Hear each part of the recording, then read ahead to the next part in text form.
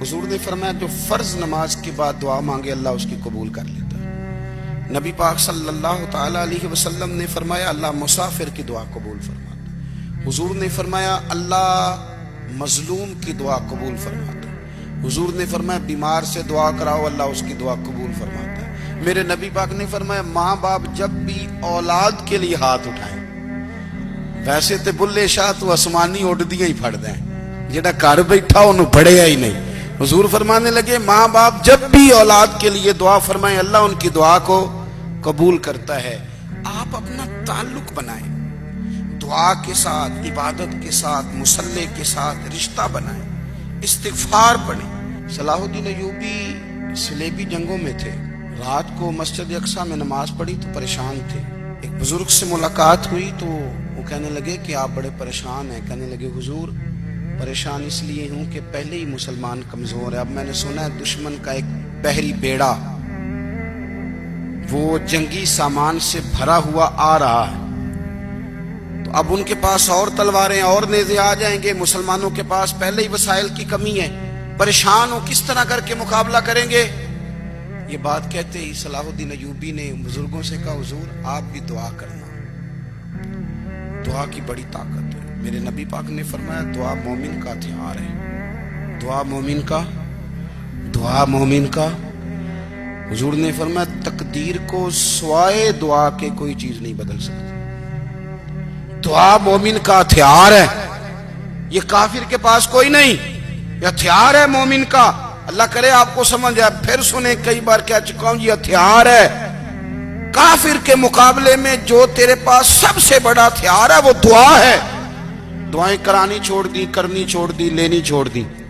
حضرت سیدنا انس بن مالک رضی اللہ تعالیٰ عنہ فرمایا کرتے تھے میں نے وہ رنگ دیکھا ہے جب حضور دعا مانگتے تھے اور حضور کی مقدس آنکھوں میں آنسو بھی ساتھ ہی بہا کرتے تھے، میں نے وہ انداز دیکھا۔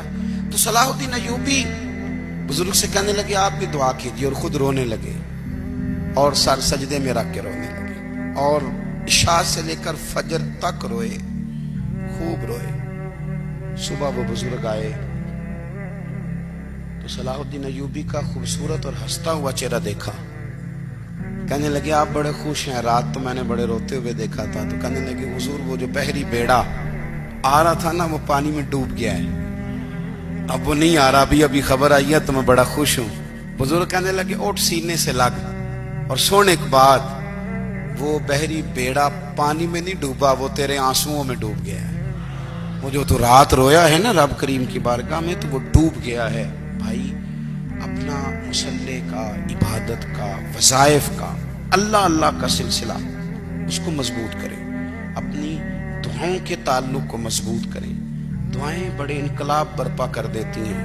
ہم تھوڑے نا جب سے خشک ہوئے ہیں نا، خشک، اور میری تو جماعت ہی صوفیاء کی جماعت تھی، ہم تو داتا علی اجمیری کی جماعت سے، ہم تو خواجہ اجمیری کی جماعت سے، ہم تو شیخ احمد فاروق سرہندی کی جماعت سے، ہم تو صوفیاء کی جماعت۔ ہماری جماعت نے بھی وہ تعلق جو ہمارے بزرگوں نے بنایا تھا۔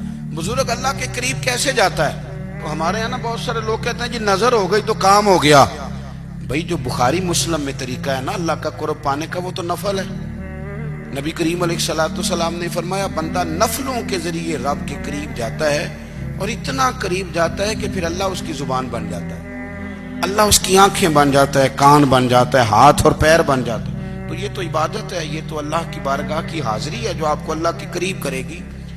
تو نماز کو اہمیت دے کے ادا کریں، نمازیں موبائل بند کر کے ادا کریں۔ لیکن نا کچھ لوگ کہتے ہیں مجھے ٹائم نہیں ملتا نماز کا، تو میں کہتا ہوں یہ آپ نے بڑی جرت کی بات کی ہے۔ مجھے کو میرا پیر بھائی کہہ دینا میرے پاس ٹائم نہیں ہے آپ کو ملنے کا، تو میں کہتا ہوں آج کے بعد آنا ہی نہ۔ تو کیا سمجھتا ہے تو بہت بڑا آدمی ہے، تیرے پاس ٹائم نہیں ہے اور ہمیں ملنے کا ٹائم، موج کر۔ تو آپ نے اللہ رسول کو کہہ دیا ٹائم نہیں۔ اور عجیب فلسفہ ہے نا، کہا جائے نماز پڑھنے آؤ تو کہتے ہیں کپڑے ٹھیک نہیں، اور کہا جائے کہ آؤ ذرا دعوت پہ چلیں تو کہتے ہیں 1 منٹ ٹھہر میں کپڑے بدل کے آیا۔ نماز کے لیے کہا تو کہتا ٹھیک نہیں، دعوت کے لیے کہا تو کہتا میں ذرا تیاری کر لوں، یوں جانا مناسب نہیں۔